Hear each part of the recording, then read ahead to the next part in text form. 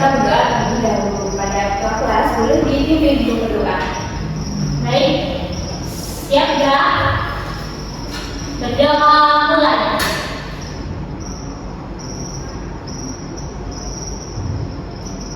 Berdoa selesai.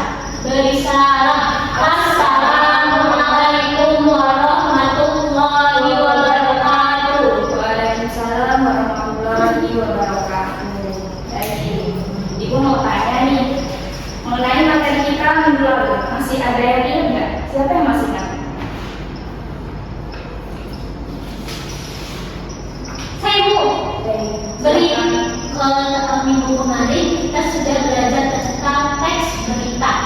Ya, tentang apa? Tentang berita palsu dan berita fakta. Ya, betul sekali. Jadi minggu lalu kita sudah mempelajari mengenai berita asli dan berita palsu. Masih ingat nggak apa itu berita asli dan apa itu berita palsu? Kalau saya Ibu, jadi berita palsu itu adalah berita yang tidak benar-benar terjadi. Kemudian berita asli itu adalah berita yang benar-benar terjadi. Nah, betul sekali. Jadi berita asli adalah berita yang benar-benar terjadi, berita yang berdasarkan fakta.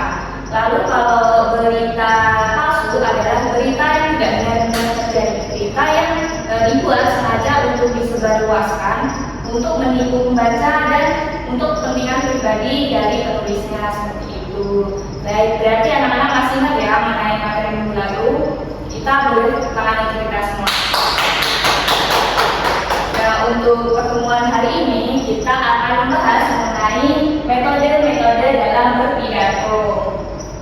Nah, sebelumnya anak-anak sudah pernah ya memperhatikan ketika kepala sekolah, ibu bapak guru atau teman kalian ketika berpidato, pernah ya? Pernah Ibu. Atau bahkan kalian pernah melihat di televisi seorang tokoh menyampaikan pidato, pernah tidak? Pernah. Nah, jadi pidato itu bagi kalian tidak asing ya. Nah, dalam pidato itu ada metodenya anak-anak seperti itu. Sebelumnya anak-anak sudah tahu nggak nih pengertian dari pidato itu apa? Saya Ibu. Pidato adalah suatu teks yang berisi argumentasi atau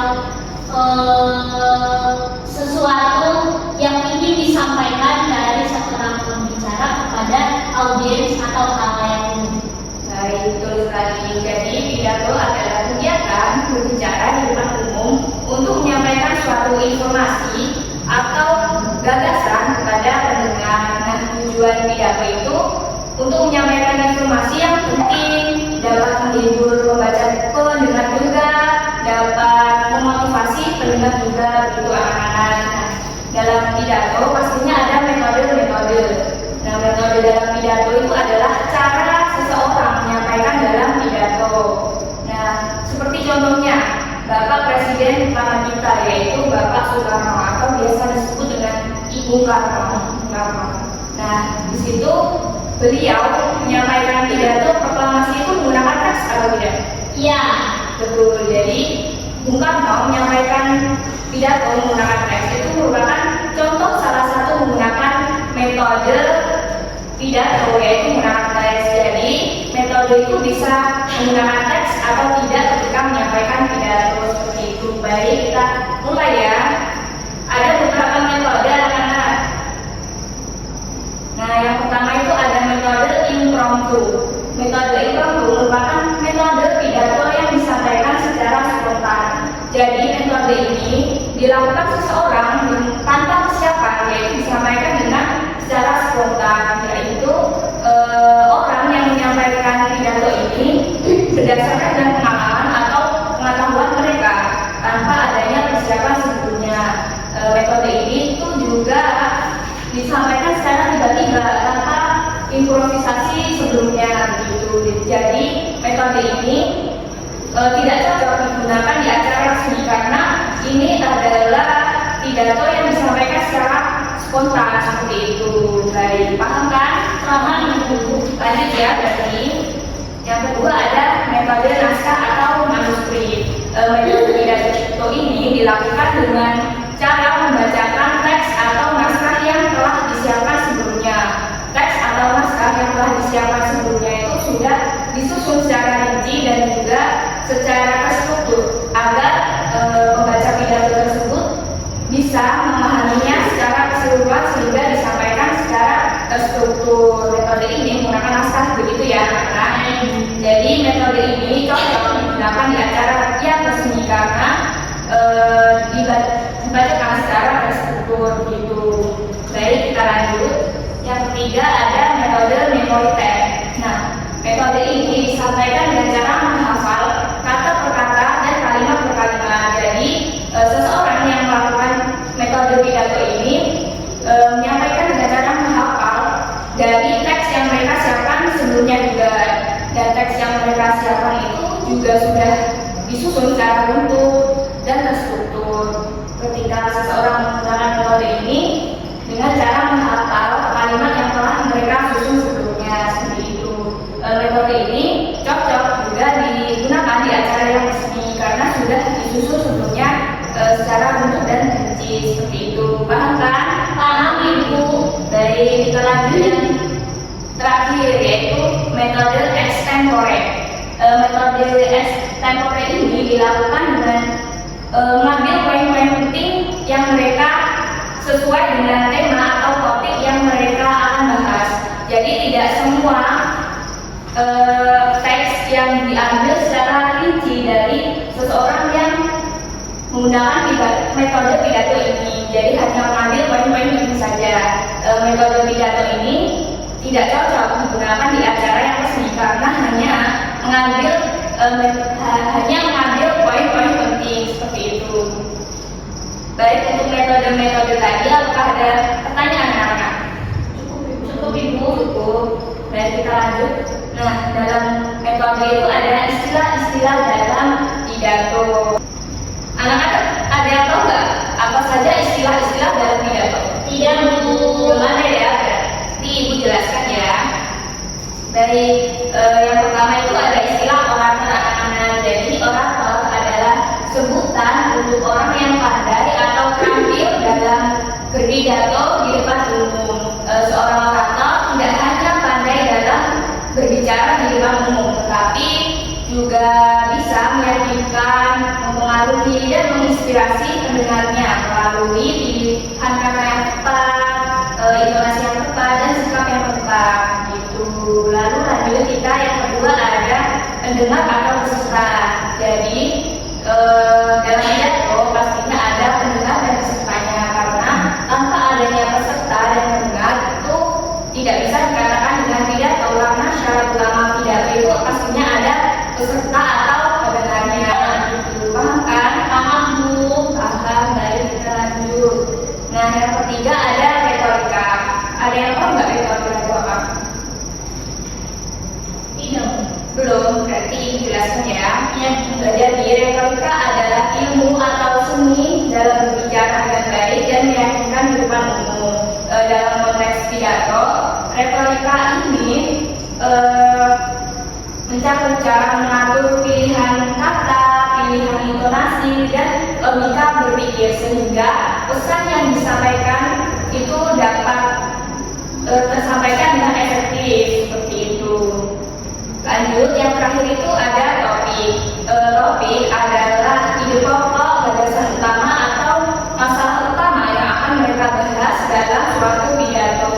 Topik ini juga dapat menentukan arah isi pidato sehingga relevan dengan pendengar dan tujuan dari pidato tersebut. Baik, sudah selesai ya materi kita. Untuk istilah-istilah tadi ada yang mau ditanya lagi ya? Cukup Bu. Cukup. Kalau cukup mengenai yang Ibu jelaskan tadi, ada yang mau ditanyakan tidak? Metode-metode dan istilah-istilah tadi? Tidak, cukup. Baik, selanjutnya Ibu akan memberi tugas kalian buka buku paket kalian di halaman 184. Ibu soalnya nanti nggak dapat bukunya Bu. Bentar ya, saya hati. Ya, Bu. Pinjemin 184, di situ ada soal ini hati. Ada soal legislatif itu dikerjakan di rumah anak-anak, tugas di rumah. dan dikumpulkan di minggu depan. Untuk tugas, ada yang mau ditanyakan tidak? Tidak ada, cukup berarti ya. Nah, anak-anak, selanjutnya siapa yang mau merefleksikan mengenai materi kita hari ini? Saya Ibu. Boleh, Anissa Isti, silakan. Baik, di dalam saya pahami dalam tadi itu yang sudah disampaikan oleh Ibu terdapat 4 metode dalam pidato. Yang pertama itu adalah metode impromptu, yaitu dilakukan secara spontan tanpa persiapan. Kemudian ada metode manuskrip atau naskah. Metode yang dilakukan dengan membacakan naskah atau teks yang telah disiapkan. Kemudian ada metode ketiga, yaitu metode yang dilakukan dengan menghafal teks atau naskah yang telah disiapkan sebelumnya. Kemudian terakhir ada metode extempore, yaitu metode yang dilakukan dengan menyampaikan poin-poin penting dari tema atau topik.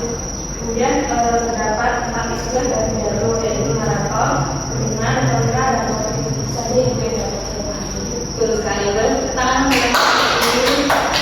jadi kita tadi sudah membahas mengenai 4 metode dalam berpidato, yaitu ada metode impromptu, metode naskah atau manuskrip, metode memoriter, dan metode extempore. Dan juga ada istilah-istilah dalam berpidato, ada 4 juga, yaitu orator, pendengar, yang ketiga itu ada retorika, dan yang terakhir ada topik. Berarti anak-anak sudah paham ya? Sudah, Bu. Tidak ada yang mau ditanyakan? Untuk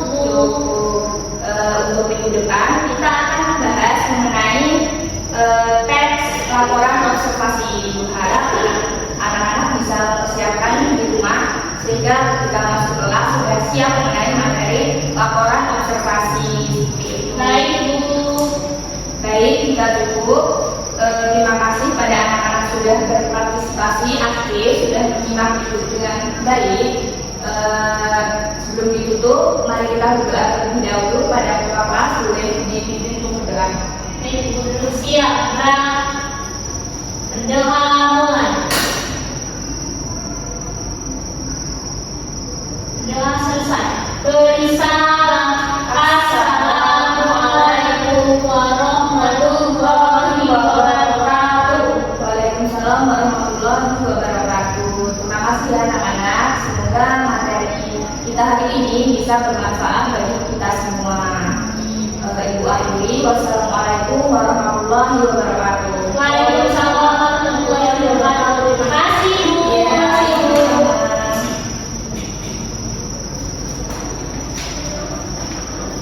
Di sini saya akan menjelaskan dan calon guru Zahra Kalisa dengan NPM 313141034 dengan topik metode-metode teks pidato. Jadi tadi calon guru Ibu Zahra tadi menyadari adanya pembatasan penggunaan kata-kata dan ungkapan yang diberi siswa. Maka itu guru tidak menggunakan kalimat yang berbelit. Jawabannya ya. Kemudian guru menghindari penggunaan kata-kata yang meragukan dan berlebihan. Ya tadi Ibu Zahra sudah dengan baik.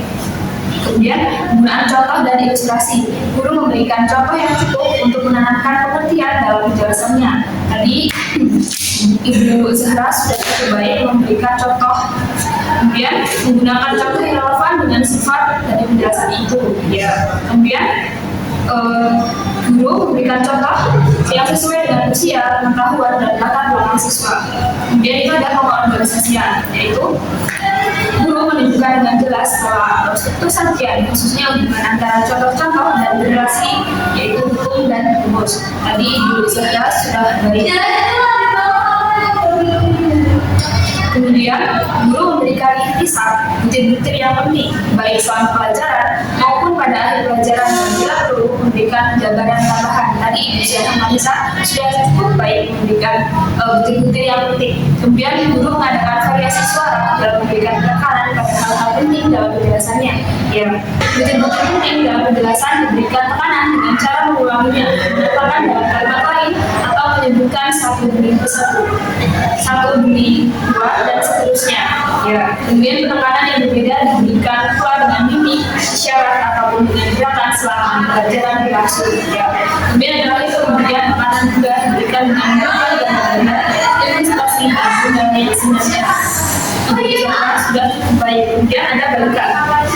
Guru memberikan pertanyaan untuk pengetahuan pemahaman minat atau sikap siswa tentang relevansi atau penggunaan penjelasan tersebut. Ibu Zahra sudah sangat baik dalam memberikan pertanyaan. Kemudian yang terakhir, guru memberikan balikan untuk menggunakan penempatan atau memberi maksud penjelasan itu. Ya, jadi Ibu Zahra sudah sangat baik dalam keterangan menjelaskan. Sekian yang dapat saya sampaikan.